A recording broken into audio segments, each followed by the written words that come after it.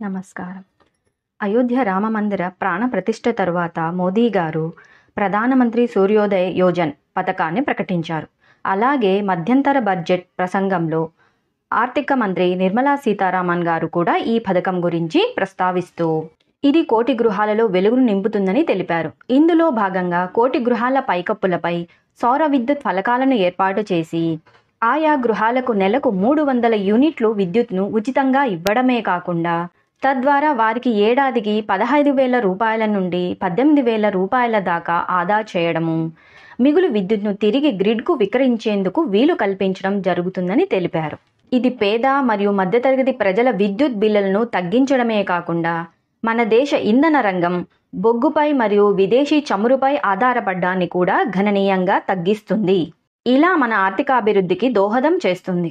ఈ పథకం విద్యుత్ వాహనాల ఛార్జింగుకు కూడా ఉపకరిస్తుందని, అంతేకాక సోలార్ విద్యుత్కు సంబంధించిన పరిశ్రమలు, దాని అనుబంధ సంస్థలలో ఉద్యోగ ఉపాధి అవకాశాలు గణనీయంగా పెరుగుతాయని తెలిపారు. తాత్కాలిక బడ్జెట్లో సౌర విద్యుత్ రంగానికి 7,327 కోట్లు కేటాయించారు. మొత్తం మీద ఈ పథకానికి 10,000 కోట్లు కేటాయించినట్లు ఆర్థిక శాఖ కార్యదర్శి సోమనాథన్ గారు తెలిపారు.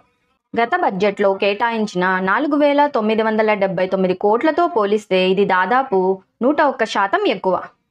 అయితే ఇక్కడ ప్రజలందరూ ముఖ్యంగా గమనించాల్సింది ఏమిటంటే, national portal for roof top solar పేరిట 2019 సంవత్సరం నుండే solarrooftop.government.in అనే వెబ్సైట్ను ప్రజలకు అందుబాటులో ఉంది.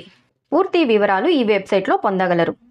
ఇందులో నివాస గృహాలు మరియు పారిశ్రామిక వాణిజ్య భవనాలకు కూడా సబ్సిడీ కింద ఆర్థిక ప్రోత్సాహకాలను కేంద్ర ప్రభుత్వం అందిస్తోంది. ప్రస్తుతం ఈ పథకం అమల్లో ఉంది. అయితే ఇప్పుడు ప్రకటించిన ప్రధానమంత్రి సూర్యోదయ్ యోజన ఇందుకు భిన్నమైనది. ఇది కేవలం నివాసం ఉండే గృహాలకు మాత్రమే వర్తిస్తుంది. ఇది ఇంకా అమల్లోకి రాలేదు. ఈ పథకానికి ఎవరు అర్హులు, ఎక్కడ అప్లై చేయాలి, ఎంపిక విధానం ఎలా ఉంటుంది, ఇన్స్టలేషన్ ఖర్చులు ఎవరు భరిస్తారు, రాష్ట్ర ప్రభుత్వాల తరఫున కూడా ఏమైనా ప్రోత్సాహకాలు ఉంటాయా అన్న కీలకమైన అంశాలపై ప్రభుత్వం ఇంకా ప్రకటన చేయలేదు. ఈ వివరాలు ఇంకా అందుబాటులో లేవు. త్వరలోనే ఎప్పుడైనా అధికారిక ప్రకటన రావచ్చు. అంతవరకు మోసపూరిత వెబ్సైట్లు, వెబ్ లింకులకు దూరంగా ఉండగలరు.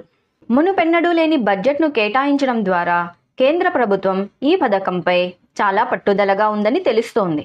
కావున ఈ పథకం ఒక్కొక్క ఇంట్లో వెలుగును నింపుతూ, తద్వారా సామూహిక శ్రేయస్సును పెంపొందిస్తూ మన దేశ ఉజ్వల భవిష్యత్తుకు బాటలు వేస్తుంది. కోటి గృహాలు అంటున్నారు కాబట్టి ఒక్కో ఇంట్లో నలుగురు ఉన్నారు అనుకుంటే దాదాపు 40 కోట్ల మంది ప్రజలకు ప్రయోజనం చేకూరుతుంది. ఎంత పెద్ద సంకల్పమో కదా. మనమందరం చేయి కలుపుదాం, ఐకమత్యంతో ముందుకు సాగుదాం. జై హింద్. మీకు ఈ వీడియో నచ్చినట్లయితే తప్పక లైక్ చేయండి, షేర్ చేయండి.